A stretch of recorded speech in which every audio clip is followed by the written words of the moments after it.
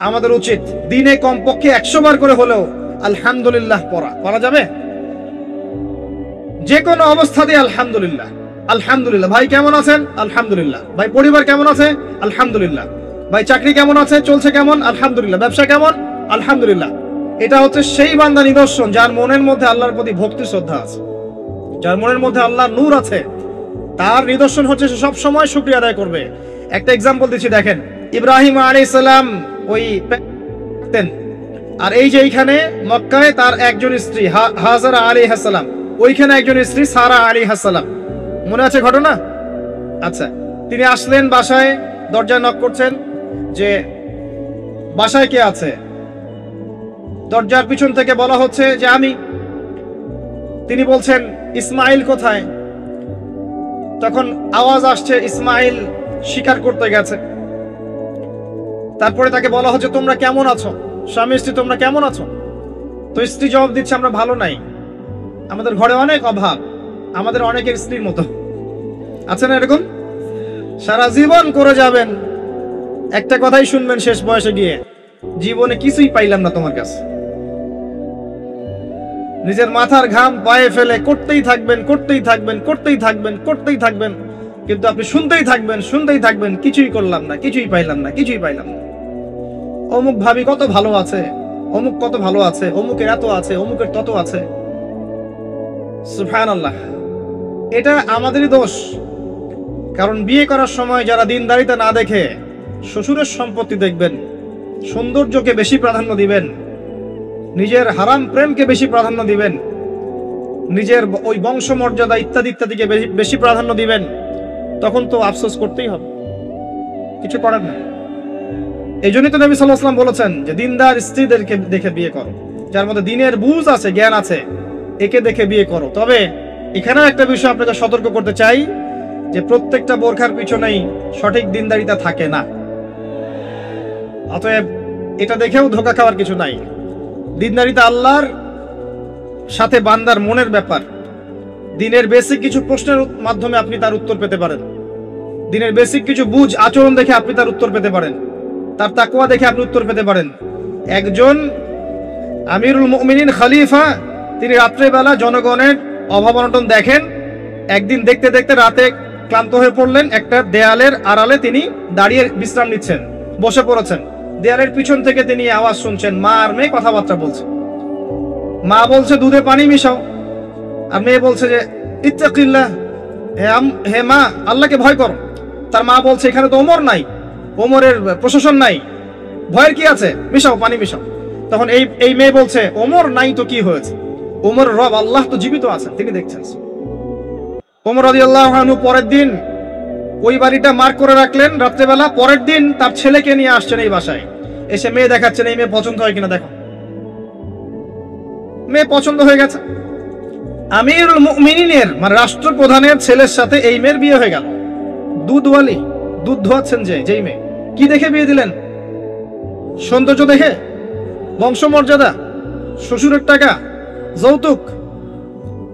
এই কাজ যদি আমরা করতে না পারি, সংসারে শান্তি আসবে না, তখন কিছু করার থাকবে না ভাই। কারণ এই ফিতনায় একবার ঢুকে গেলে জীবনটা ম্যাসাকার। এগুলো ডিল করতেই দিন দিন অনেক চলে যাবে। দিনের ফিকির পরে দেখবেন পরিবার সামলাতেই সময় শেষ, দিন শেষ। মানসিকভাবে যদি আপনি ফ্রেশ না থাকেন, ভালো না থাকেন, সাউন্ড না থাকেন, আপনি দিনের জন্য কিন্তু কিছু করতে পারবেন না। আর পরিবারে যদি নেককার স্ত্রী না থাকে, আপনি মানসিকভাবে ভালো থাকবেন না, ভালো থাকবেন না। এটা প্র্যাকটিক্যাল কথা। তো ওই যে স্ত্রী বলছে আমরা ভালো নাই, ইসমাইল শিকার করতে গেছে, আমরা ভালো নাই, একবেলা খাই একবেলা খেতে পারি না, ভালো নাই। ইব্রাহিম আলাইহিস সালাম বলছেন ঠিক আছে, ইসমাইল বাসায় আসলে ওকে বলো যে তার বাবা এসেছিল, আর তাকে বলো যে ঘরের চৌকাঠটা যেন পরিবর্তন করে। কথা কি বুঝতে পারছেন? ইসমাইল আলাইহিস সালাম আসলেন, একজন বৃদ্ধা লোক এসেছিল বাসায়, তোমার বাবা পরিচয় দিয়েছে। কি বলেছে? বলেছে যে ঘরের দরজা যেন পরিবর্তন করি। তখন তিনি বলছেন তুমি কি এমন বলেছিলে যে যার কারণে এই কথাটা বলেছে? তো তিনি বলছেন আমি বলেছি আমরা ভালো নাই, আমরা অভাবে আছি, তুমি শিকারে গেছো ইত্যাদি। তখন তিনি বলছেন তুমি ভুল করেছো, তিনি আমার বাবা ছিলেন, তিনি একজন নবী, তিনি ইনডাইরেক্টলি আমাকে বলেছেন আমি যেন তোমাকে তালাক দেই। এক কথায় তালাক হতে পারে? দিনদারিতে না থাকলে তালাক দেয়া যায়। যদি ধৈর্য ধরতে ধরতে ধরতে ধরতে আপনি অতিষ্ঠ হয়ে যান, দিনের ব্যাপারে আর কম্প্রোমাইজ করতে পারেন না, সেক্ষেত্রে তালাক একটা অপশন আছে। এটা খারাপ নয়, যদিও এটা মন্দের ভালো একটা অপশন, কিন্তু সবর করতে উৎসাহিত করা হয়েছে। সবর করতে করতে করতে করতে যদি ভিতরটা পরিবর্তন না হয়, এরকম আল্লাহর প্রতি অকৃতজ্ঞ মানুষকে নিয়ে আপনি সারা জীবন চলতে পারবেন না। দিনের পথে চলতে গিয়ে যারা প্রতিবন্ধকতা স্বীকার করে, তাদেরকে নিয়ে আপনি আল্লাহর পথে দাওয়াত এবং মুজাহাদার মেহনত করতে পারবেন না। এই জায়গায় গিয়ে অনেক সময় এক্সট্রিম ডিসিশন নিতে হতে পারে। এটা ইসলাম কিন্তু অপশন রেখেছে আপনার জন্য, আমি উৎসাহিত করছি না, অপশন রেখেছে। এরপরে আবার তিনি আসলেন অনেক বছর পর, এসে আবার নক করলেন যে আসসালামু আলাইকুম। ওয়ালাইকুম সালাম। ইসমাইল কোথায়? শিকার করতে গেছে। তোমরা কেমন আছো? আলহামদুলিল্লাহ, আমরা অনেক ভালো আছি। ঠিক আছে, ইসমাইল বাসায় আসলে তাকে বলো ঘরের চৌকাঠটা যেন যত্ন করে আদর করে মহব্বত করে রাখে। কথা বুঝতে পারছেন? এবার ইসমাইল আলাইহিস সালাম আসলেন বাসায়, তার স্ত্রী জিজ্ঞাসা করছে, একজন বৃদ্ধা এসেছিলেন, তোমার বাবা পরিচয় দিয়েছেন, কি বলেছে? বলেছে তুমি যেন ঘরের চৌকাঠটা তুমি যেন অটুট রাখো, বহাল রাখো। তুমি কি বলেছো? আমি বলেছি আমরা অনেক ভালো আছি। তখন তিনি বলছেন, আমার বাবা তোমাকে অনেক পছন্দ করেছেন এবং তোমাকে নিয়ে আমাকে সংসার করতে বলেছে। এই হলো অবস্থা। শুকরিয়া আদায় যারা করতে পারবে না, তাদেরকে নিয়ে চলা মুশকিল। লুকমান হাকিম, যাকে প্রজ্ঞা দেয়া হয়েছে, তাকেও আল্লাহ পাক আদেশ করছেন তুমি আল্লাহর শুকরিয়া আদায় করো।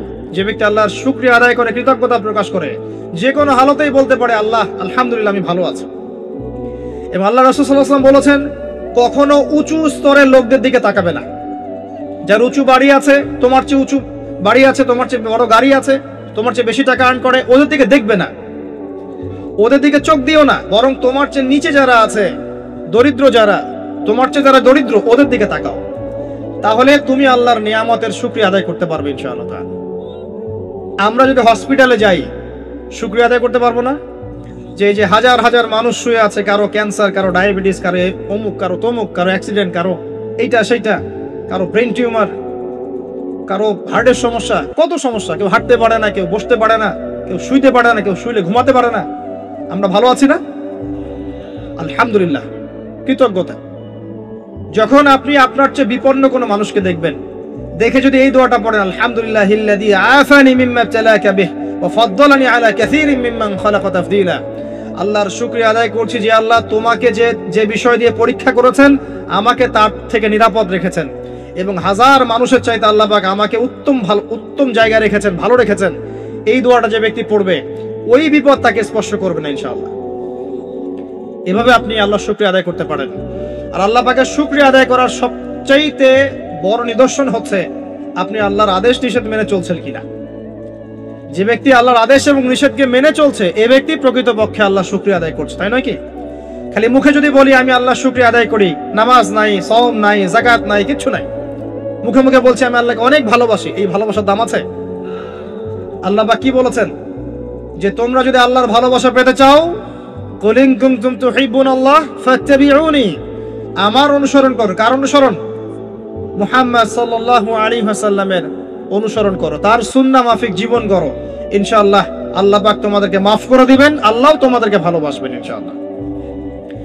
লুকমান আলাইহিস সালামকে আমি আলাইহিস সালাম বলছি এই অর্থে তার উপর শান্তি বর্ষিত হোক, এই অর্থে বলছি। এরপর পরের আয়াতে লুকমান আলাইহিস সালাম, লুকমান হাকিম, তিনি বলছেন ওয়াইজ ক্বালা লুকমান লিবনিহি, তার সাথে তার সন্তানের একটা কনভারসেশন হচ্ছে। এটা ভালো করে শোনেন, তার সাথে তার সন্তানের একটা কনভারসেশন হচ্ছে। তিনি তার সন্তানকে কিছু নসিহত করছেন, ওয়াজ করছেন। যেই নসিহতগুলো আল্লাহ পাকের কাছে এত ভালো লেগেছে, আল্লাহ পাক কুরআনুল কারীমের মতো কিতাবে সেটাকে নিয়ে এসেছেন। কিয়ামত পর্যন্ত এটা থাকবে ইনশাআল্লাহ। কিয়ামত পর্যন্ত একজন বাবা একজন ছেলের এই কনভারসেশন থাকবে ইনশাআল্লাহ। আমরা তো মনে করি সন্তানকে মানুষ করবে তার মা, এখানে আমরা দেখছি সন্তানকে নসিহত করছেন তার বাবা। আমরা ইউসুফ আলাইহিস সালামের ক্ষেত্রেও সেটাই দেখেছি, যে সন্তানকে নসিহত করছেন তার বাবা। আমরা কোরআন ঘাটলে দেখি যে বাবা সন্তানকে নসিহত করেন, মা নসিহত কম করেন। জি, ইব্রাহিম আলাইহিস সালাম কথা বলছেন তার সন্তানের সাথে, ইউসুফ আলাইহিস সালামের সাথে তার বাবা কথা বলছেন, লুকমান আলাইহিস সালামের সাথে তার সন্তান কথোপকথন হচ্ছে। তাহলে কোরআন দেখাচ্ছে বাপ কা বেটা, বাপ যেমন সন্তান তেমন। বাপ হবে সন্তানের রিয়েল গার্ডিয়ান, মা তাকে মানুষ করবে, ইলম প্রজ্ঞা বাস্তবতা শেখাবে কে? বাবা। আর আমাদের বাবারা এখন মানি মেকিং মেশিন, তারা খালি টাকা আর্ন করার মেশিন। সকাল 10টায় বেরাবে, আবার রাত 10টায় আসবে। সন্তানের সাথে বাবার কোনো মিল মহব্বত নাই, দেখাশোনাই নাই। এটা ঠিক নয়। সন্তানকে মানুষ করতে হবে বাবাকে, তাকে প্যারেন্টিং শেখাতে হবে। আমাদের বাবাদেরকে প্যারেন্টিং শেখাতে হবে, মাদেরকেও শেখাতে হবে। আসেন আমরা এখান থেকে দেখব কিভাবে তিনি তার সন্তানকে নসিহত করছেন। এই নসিহত শুধু সন্তানের জন্য নয়, প্রত্যেকটা মানুষের জন্যই। আমরা এই নসিহতগুলোর মধ্য দিয়ে আমাদের লেকচারের ইতি টানবো ইনশাআল্লাহ তাআলা। আসুন, ওয়াইজ ক্বাল লুকমান লিবনিহি, যখন লুকমান হাকিম তার সন্তানকে বলেছিলেন, কি বলেছেন? ইয়া বুনাই, আদর করে বলছেন, হে আমার সন্তান, বাবা শুনো, লা তুশরিক বিল্লাহ। প্রথম নসিহত কি? আল্লাহর সাথে শিরিক করো না। লা তুশরিক বিল্লাহ, আল্লাহর সাথে শিরিক করো না। আমরা আমাদের সন্তানকে প্রথম কি শিখাই? Humpty Dumpty sat on a wall. আমরা শিখাই Jack and Jill went up the hill.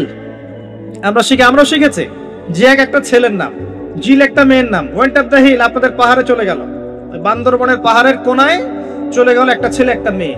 তারপর কোনায় গিয়ে কি করলো সেটা আপনারাই বোঝেন। তা আমরা ছোটবেলা থেকে বাচ্চাকে শিখাই Jack and Jill went up the hill. কি বুঝলেন? প্রত্যেকটা ক্ষেত্রে সমস্যা। আপনি শরিয়াতে কি শিখাচ্ছেন? আমটি আপনি খাবেন পেরে? কার গাছের আম আপনি পেরে খাবেন? যাত্রার গাছের আম আপনি পেরে খাইতে পারবেন? শুরুতে অজগর আসছে তেরে, সন্তানকে ভয় দেখ, অজগর তেরে আসছে। ওই বাচ্চা অজগরের কি বোঝে? শরিয়াতে অজগর আসছে তেরে, ভয়, আগে ভয় শেখানো হচ্ছে। শরিয়াতে অজগর আসছে তেরে, ভয়, আপনি ভয় পাচ্ছেন, বাচ্চা ভয় পাচ্ছে, রাত্রে ঘুমের স্বপ্ন দেখবে অজগর তেরে আসছে। হ্যাঁ, আপনি বাচ্চার সাথে যে কথোপকথনগুলো করবেন রাত্রে, সেগুলো সে স্বপ্ন দেখতে পারে। শরিয়াতে আপনি শেখাচ্ছেন আমটি খাবো পরে, কার গাছের আম পেরে খাবেন? গাছ কি আপনার? যাত্রার গাছের আম পেরে খাবে? সে চুরি করা শিখলো সে। এই তো হচ্ছে এখানে শাব্দিকভাবে পরিবর্তন না আনতে পারলে, নৈতিকতা না ঢোকাতে পারলে সমস্যা তো। আর কালচার এভাবেই চলছে কেন? কেউ এগুলো মাথা ঘামায় না কেন? সুবহানাল্লাহ, বই পুস্তক এখন টোটালি চেঞ্জ হয়ে যায়, দিন দিন চেঞ্জ হচ্ছে। দেখবেন আগে আমরা অনেকগুলো নজরুলের কবিতা পড়তাম, কবিতা নাই, আস্তে আস্তে আস্তে আস্তে ভ্যানিশ। একটা ভিতর থেকে একটা আদর্শ আপনাকে ইনজেক্ট করা হচ্ছে। কোন আদর্শ সেটা আপনি খুঁজে বের করেন, এবং যে আদর্শটা রাখা উচিত সেটাকে আস্তে আস্তে মাইনাস করা হচ্ছে। কোনটা সেটা আপনি ভাবেন। সন্তানকে বাবা শেখাচ্ছে ইয়া বুনাই লা তুশরিক বিল্লাহ। কোন পরিবারে এই লুকমান আলাইহিস সালামের মতো পিতা সন্তানকে শেখায় ছোটবেলায়, বাবা আল্লাহর সাথে শিরিক করো না? এটা একটা জায়গায় সম্ভব যারা ইসলামিক লাইনে পড়াশোনা করছেন, মাদ্রাসায় পড়াশোনা করছেন। আর এখানে আমরা এমন হয়ে তাকাই এদের দিকে যে এরা সমাজের সবচেয়ে নোংরা কিট নাকি? নাউযুবিল্লাহ। তো দেখেন, আমরা আরো শিখাই বাবা তোমাকে বড় হতে হবে, নিজের পায়ে দাঁড়াতে হবে, বৃদ্ধ বয়সে বাবাকে দেখতে হবে, মাকে দেখতে হবে, প্রতিষ্ঠিত হতে হবে। আগে আমরা বাচ্চাদেরকে এগুলো শিখাই। আর লুকমান হাকিম তার সন্তানকে শেখাচ্ছেন প্যারেন্টিং। দেখেন ইসলামিক প্যারেন্টিং, যে প্যারেন্টিংটা আল্লাহ পাক কবুল করেছেন, কোরআনে নাজিল করেছেন, কিয়ামত পর্যন্ত থাকবে ইনশাআল্লাহ। বাবা আল্লাহর সাথে শিরিক করো না। আগে সন্তানকে শেখান শিরিক কি জিনিস, তাওহীদ কি জিনিস। তখন বাবা সন্তান প্রশ্ন করবে বাবা শিরিক কি, তখন আপনি আস্তে আস্তে ওর বুঝ অনুযায়ী ওকে বলবেন। ওর বয়স যদি 5 বছর হয় একটা কথা বলবেন, 10 বছর হলে আরো বেশি বোঝাবেন, 15 হলে আরো বেশি বোঝাবেন। যখন ম্যাচুরিটি যেমন তেমনি বোঝাবেন। যদি ম্যাচুরিটি হয়ে যায় আপনি বোঝাবেন যে বাবা শোনো, শিরিক মোটামুটি 3 রকম হয়ে থাকে। মানুষ কথায় শিরিক করে, কাজে শিরিক করে, এবং মানুষ বিশ্বাসে শিরিক করে। যেমন কেউ যদি মনে করে বাবা যে আল্লাহ বলতে কেউ নাই, তাহলে শিরক হবে। কেউ যদি মনে করে সৃষ্টিকর্তা আল্লাহ নয় অন্য কেউ, তাহলে শিরক হবে। কেউ যদি মনে করে যে আল্লাহর পাশাপাশি আরো সৃষ্টিকর্তা আছে, তাহলে শিরক হবে। সন্তান বুঝবে না, একটা স্কুলের বাচ্চা বুঝবে না, ক্লাস 9-10 এর বাচ্চা বুঝবে না, কলেজের বাচ্চা বুঝবে না, একদম ছোট বাচ্চা কিছুই বোঝে না, ওকে বোঝানো যায় না আল্লাহ তোমাকে সৃষ্টি করেছেন, আল্লাহ ছাড়া কেউ নাই সৃষ্টিকর্তা। আল্লাহ তোমাকে সৃষ্টি করেছেন হয়তো বুঝবে না, আল্লাহ তোমাকে বানিয়েছেন ও বুঝবে না। আল্লাহ তোমাকে বানিয়েছেন, এই দেখো বাবা বাড়িটা আমরা বানিয়েছি, তোমার বাড়ি আমাদের বাড়ি আমরা বানিয়েছি, ও বুঝবে না? আল্লাহ তোমাকে বানিয়েছেন, তুমি মায়ের পেটে ছিলে, সেখান থেকে আল্লাহ তোমাকে দুনিয়ায় নিয়ে এসেছেন, বুঝবে না? বাচ্চাদের একটা ফিলোসফি থাকে, বাচ্চারা অনেক কিছু বোঝে, জানেন? বাচ্চারা অনেক কিছু বোঝে। একটা বাচ্চাকে আপনি বলেন প্যান্টটা খোলো তো, ও খুলবে না জীবনেও। একটা বাচ্চাকে বলেন এই তোমার প্যান্টটা খোলো, দেখি তুমি মুসলমানি করেছো কিনা। আমরা মজা করি না ছোটবেলায়, বাচ্চারা খুলতে চায় না, কারণ এই যে লজ্জাশীলতা আল্লাহ পাক দিয়ে তাকে পৃথিবীতে পাঠিয়েছেন। বাচ্চাদের ফিলোসফি আছে, এটা নিয়ে যারা বাচ্চাদেরকে নিয়ে পড়াশোনা করে, আপনার কোর্স করায়, ট্রেনিং দেয়, তাদেরকে জিজ্ঞাসা করেন। বাচ্চাদের সাথে শুদ্ধ ভাষায় কথা বলতে বলা হয়, বাচ্চাদের সাথে শুদ্ধ ভাষায় কথা বলতে বলা হয়, যাতে ওরা শুদ্ধ ভাষা শেখে। বাচ্চাদের সাথে বাচ্চাদের মতো আচরণ করতে নিষেধ করা হয় এখন, তাদের সাথে ম্যাচিউর আচরণ করতে উৎসাহিত করা হয়, তারা শিখবে বাস্তবতা কি জিনিস। বাচ্চাদেরকে বেশি বেশি খেলাধুলা করতে উৎসাহিত করা হয়, খেলার মধ্য দিয়ে নেতৃত্ব দেওয়ার গুণাবলী অর্জন হয়। ওদেরকে মাঠে খেলতে দিতে হয়, বৃষ্টি কাদায় মাখামাখি করতে দিতে হয়, ওরা বুঝবে। গায়ের সাথে যখন মাটি লাগবে, প্রকৃতির সাথে মিশবে, ওরা হৃদয়টা বড় হবে। দেখবেন মুহাম্মদ সাল্লাল্লাহু আলাইহি সাল্লামকে যখন তিনি জন্ম নিয়েছেন, প্রথম 4-5 বছর তাকে ওই আরবের বেদুইনদের কাছে রাখা হয়েছে। ওখানে তিনি ভাষা শিখেছেন, মরুভূমিতে দৌড়িয়েছেন, খেলেছেন, ফিজিক্যালি স্ট্রং হয়েছেন, ভাষা শিখেছেন, শুদ্ধ কথা শিখেছেন। এরপরে হৃষ্টপুষ্ট হয়ে তারপর মায়ের কাছে ফেরত দেওয়া হয়েছে। এখনকার জেনারেশনের বাচ্চাগুলোকে দেখেন কিভাবে বড় হয়ে ওঠে। আসেন, অনেক লম্বা হয়ে যাবে, আগে পয়েন্টে চলে আসেন। বাচ্চাকে বোঝানো যায় না যে এর বয়স হিসাবে আপনি বুঝাবেন যে কেউ যদি মনে করে যে বাবা আল্লাহর পাশাপাশি অন্য কোনো সৃষ্টিকর্তা আছে যে তোমাকে বানিয়েছে, তাহলে শিরক হয়ে যাবে। আর শিরকটা হচ্ছে এমন একটা পাপ। শিরকটা কি আব্বু জিজ্ঞাসা করবে, বাবা শিরক এমন একটা পাপের নাম যেই পাপটা আল্লাহ পছন্দ করেন না। এটা একটা খারাপ জিনিস, পাপ হয়তো বুঝবে না। শিরক একটা কি জিনিস? খারাপ জিনিস। শিরক খারাপ। তোমাকে আমি আদর করছি আব্বু, এটা ভালো না? বলবে হ্যাঁ ভালো। তোমাকে যদি একটা থাপ্পড় দেই, খারাপ না? যে হ্যাঁ খারাপ। শিরক একটা খারাপ জিনিস, বাচ্চাকে বোঝানো যাবে না। বোঝাতে গেলে পারলে সবকিছু বোঝানো সম্ভব। আর আরেকটু ম্যাচিউর যখন হয়েছে, এই বাচ্চা তো ম্যাচিউর, যাকে বোঝানো হচ্ছে ইন্না শিরকা লাযুলমুন আযীম, এ তো ম্যাচিউর বাচ্চা, স্কুল কলেজ এই লেভেলের বাচ্চা। তো তাকে বুঝান যে কেউ যদি আল্লাহ ছাড়া অন্য কারো নামে কসম করে, শিরক হয়ে যায়। কেউ যদি আল্লাহ ছাড়া অন্য কারো নামে নজর মানত করে, শিরক হয়ে যায়। কেউ যদি আল্লাহ ছাড়া অন্য কারো নামে কুরবানি দেয়, শিরক হয়ে যায়। কেউ যদি আল্লাহ ছাড়া অন্য কারো জন্য ইবাদত করে, নামাজ পড়ে, রোজা রাখে, হজ করে, যাকাত দেয়, শিরক হয়ে যাবে। কেউ যদি আল্লাহ ছাড়া অন্য কারো কাছে চায়, তাহলে শিরক হয়ে যাবে, ইত্যাদি ইত্যাদি। এগুলো বোঝানো সম্ভব নয়? সম্ভব। এতটুকু তো বলা যায় আল্লাহ থেকেই সবকিছু হয়, মানুষের কোনো ক্ষমতা নাই। বুঝবে না সে?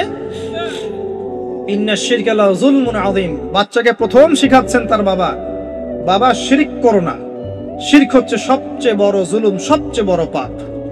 আর আমরা আপনাদেরকে বলছি, শিরকের পাপ নিয়ে কেউ যদি মারা যায়, 99% সম্ভাবনা সে ব্যক্তি জাহান্নামে যাবে। 99% সম্ভাবনা কেউ যদি শিরকের পাপ নিয়ে মারা যায়, 99% সম্ভাবনা হচ্ছে সে ব্যক্তি জাহান্নামে যাবে। কারণ আল্লাহ পাক শিরকের গুনাহ ছাড়া যে কোনো গুনাহ মাফ করতে পারেন, শিরকের গুনাহ আল্লাহ পাক মাফ করেন না। শিরক ছাড়া যে কোনো গুনাহ আল্লাহ যাকে ইচ্ছা মাফ করতে পারেন। আমরা কি শিরক করব? তাওহীদ শিখবেন। একটা বইয়ের নাম বলে দেই, পড়ে নিয়ে তাওহীদ শিখতে পারবেন। বইটার নাম কিতাবুত তাওহীদ। কি নাম? কিতাবুত তাওহীদ। এখানে শিরকের সমস্ত ক্লাসিফিকেশন দেয়া আছে। কি করলে, কি চিন্তা করলে, কি বললে, কি আমল করলে শিরক হবে, সব লেখা আছে। তাকদীরকে অস্বীকার করলে শিরক হয়ে যায়। আল্লাহ পাকের হালালকে কেউ হারাম করলেও শিরক হয়, হারামকে হালাল করলে শিরক হয়। এই যে এখন কিছু মানুষ বলছে মুহাম্মদ সাল্লাল্লাহু আলাইহি ওয়াসাল্লাম শেষ নবী নন, আরো নবী নাকি আসতে পারে। শিরক আর কুফর।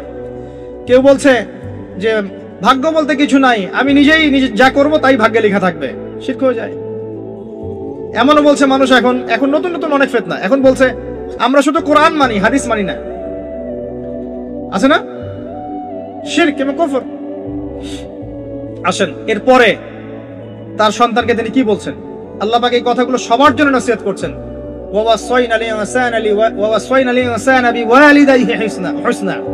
এরপর আল্লাহ পাক বলছেন মানুষকে আদেশ করা হচ্ছে যেন মানুষ তার পিতা মাতার সাথে সুন্দর আচরণ করে। তার মা তাকে কষ্টের পর কষ্ট সহ্য করে গর্ভধারণ করেছে। ওয়াফিসালুহু ফি আমাইন, তাকে প্রসব করেছেন এবং 2 বছর দুধ পান করিয়েছেন। আনিশকুরলি, মানুষকে আদেশ করা হচ্ছে যেন মানুষ আমার শুকরিয়া আদায় করে, আল্লাহ পাক বলছেন। ওয়ালি ওয়ালিদাইক, এবং তার পিতামাতার শুকরিয়া আদায় করে। ওয়া ইলাইয়াল মাসির, আমার কাছেই ফিরে আসতে হবে। এই যে একটা আয়াতে কত শিক্ষা। সন্তানকে শেখানো হচ্ছে পিতামাতার সাথে ভালো আচরণ করো। সন্তানকে ছোটবেলা থেকে যদি শেখানো যায় যে পিতামাতা কি জিনিস, ওই সন্তানকে বড় হয়ে বৃদ্ধাশ্রমে বাবা মাকে পাঠাবে? ওই সন্তান পাঠাবে যাকে আপনি মানুষ করতে পারছেন না, সময় দিতে পারছেন না। আপনিও ব্যস্ত, আপনার স্ত্রীও ব্যস্ত, ফ্যামিলিস্ট রেভলিউশন, আপনিও ব্যস্ত, স্ত্রীও ব্যস্ত। বাচ্চা মানুষ হচ্ছে ওই যে ডে কেয়ার সেন্টারে কাজের বুয়ার কাছে, তো কাজের বুয়ার আদর্শই সে বড় হবে। আমি আমার শিক্ষাকে যদি সন্তানের মধ্যে দেই, আমার সন্তান আমার মতো হবে, স্বাভাবিক। আমার শিক্ষা না পেয়ে যদি অন্য কারো শিক্ষা সে পায়, তাহলে তার মতো হতে পারে, এটাই স্বাভাবিক। আপনি আপনার জায়গা থেকে চেষ্টা করলেন, ভবিষ্যতে গিয়ে আমাদের অবর্তমানের সন্তান কোন পথে যাবে আমরা জানি না। জানি নূহ আলাইহিস সালামের সন্তান বিপদগামী হয় নাই? হয়েছে, এটা পরের ব্যাপার। আমরা তো আমার জায়গা থেকে চেষ্টা করব না? সন্তানকে শেখানো হচ্ছে পিতামাতার সাথে ভক্তি শ্রদ্ধা করে চলো, কারণ তোমার মা তোমাকে কষ্টের পর কষ্ট সহ্য করে জন্ম দিয়েছেন। মায়ের প্রসব বেদনার একটা মোমেন্ট, একটা সেকেন্ড আমরা শোধ করতে পারবো? মায়ের দুধের 1 ফোঁটা দুধের দাম শোধ করতে পারবো? আজকে সেই মাকে দেখেন বৃদ্ধাশ্রমে রেখে আসে, সেই মাকে দেখেন মার্ডার করছে সন্তান সম্পত্তির জন্য, করছে না? এগুলো কি নতুন কথা না? অহরহ হচ্ছে এগুলো এখন। এবং আপনি এখানে পিতা মাতারও দোষ এড়াতে পারেন না।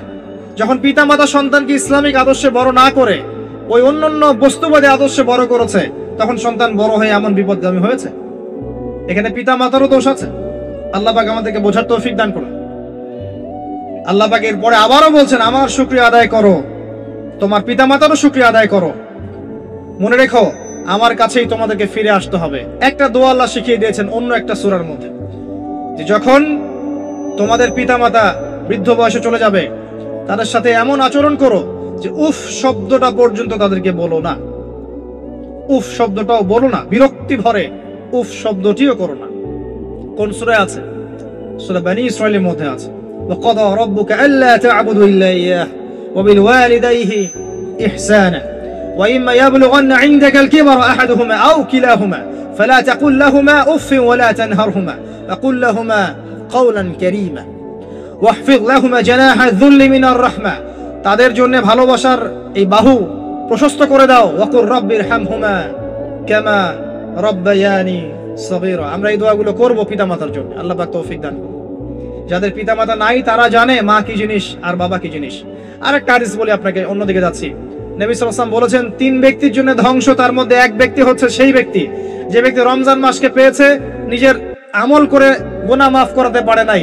2 নম্বর সেই ব্যক্তি যে ব্যক্তি বৃদ্ধ পিতামাতাকে পেয়েছে, দুজনের একজনকে পেয়েছে বা দুজনকে পেয়েছে, তাদের খেদমত করে জান্নাত লাভ করতে পারে নাই।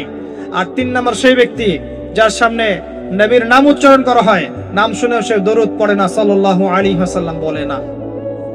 এখানে আছে পিতামাতাকে পেয়েছেন, তাদের খেদমত করে জান্নাত লাভ করতে পারছি না, আমার জন্য ধ্বংস, বলুন নাউজুবিল্লাহ।